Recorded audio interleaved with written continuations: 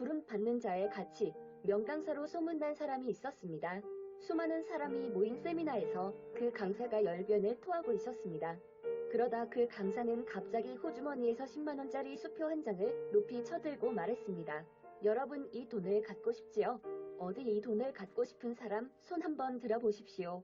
그러자 세미나에 참석한 그 수많은 사람들 대부분이 손을 들었습니다. 강사는 계속해서 말을 이었습니다. 저는 여러분 중에 한 사람에게 이 돈을 드릴 생각입니다. 하지만 먼저 나의 손을 주목해 주시기 바랍니다. 그러더니 갑자기 쳐들었던 10만원짜리 수표를 손으로 이리저리 마구 구겼습니다. 여러분, 아직도 이 수표를 가지기를 원하십니까?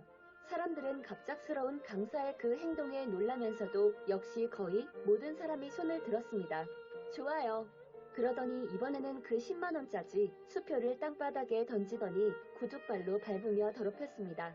그리고 땅바닥에 떨어져 있는 구겨지고 더러워진 그 10만원짜리 수표를 집어들고 아직도 그 돈을 갖고 싶은지를 물었습니다. 또다시 거의 대부분의 사람들이 손을 들었습니다. 이때 강사는 힘찬 어조로 다음과 같은 결론을 내렸습니다. 제가 아무리 10만원짜리 수표를 마구 구기고 발로 짓밟고 더럽게 했을지라도 그 가치는 전혀 줄어들지 않습니다. 10만원짜리 수표는 항상 10만원짜리 수표의 가치가 있는 것입니다. 우리 인간은 인생이라는 무대에서는 여러 번 바닥에 떨어지고 밟히며 더러워지는 일이 있습니다.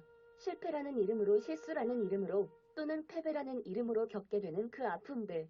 그런 아픔을 겪게 되면 사람들은 대부분 자신이 쓸모없는 사람이라고 평가합니다.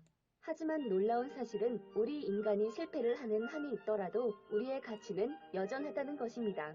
마치 구겨지고 짓밟혀도 여전히 자신의 가치를 가지고 있는 이 수표처럼 말입니다. 예수님은 이 수표와 같은 영원한 가치를 우리에게 부여하시고 그리고 사랑하시며 기다리시는 분입니다. 데이비드 험블이라는 영국의 과학자가 있었는데 이 분은 많은 발명을 하였습니다. 그런데 그는 너무 연구에 열중한 나머지 자기 결혼식 날짜를 잊어버리고 말았습니다. 그날도 어김없이 연구실에 가서 시험을 하고 있는데 시간이 되어도 신랑이 나타나지 않아 사람을 보냈더니 작업복을 입고 연구를 하고 있을 때 박사님 무엇을 잊어버린 것 없습니까? 라고 물었을 때 그는 깜짝 놀라 달려가 보니 신부는 결혼식 날짜도 잊어버리는 사람과는 같이 살 수 없다고 가버렸다고 합니다. 이 사람은 본질이 무엇이고 중요한 것이 무엇인가? 의 연구가 중요하다고 생각하고 살았는지도 모릅니다. 우리가 인생의 본질, 신앙의 본질, 교회의 본질, 가정의 본질, 실제 중요한 것이 무엇인가를 잘 이해하고 그곳에 우선순위를 두고 살아가는 것은 매우 중요합니다.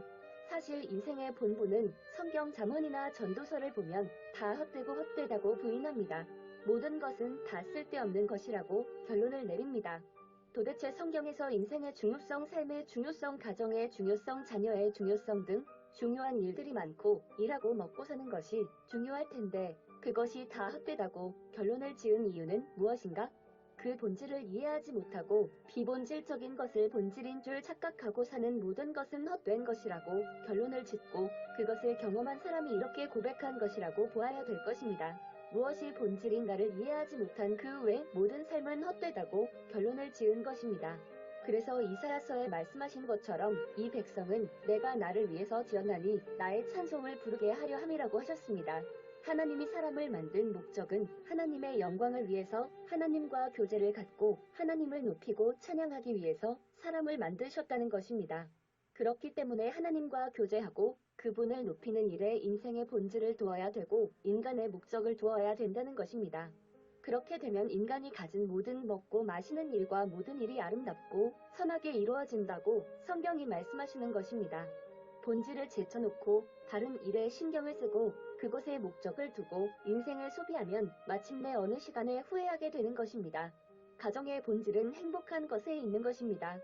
가정을 세워주신 하나님의 목적은 화목하고 행복하게 하는 것입니다. 그래서 행복을 위해서 끊임없이 노력하고 애쓰고 모든 우선순위를 두고 노력하면 행복은 마치 나무가 자라 꽃이 피듯이 오랜 세월이 지난 후에 행복과 기쁨이 오고 만족하게 되는 것입니다.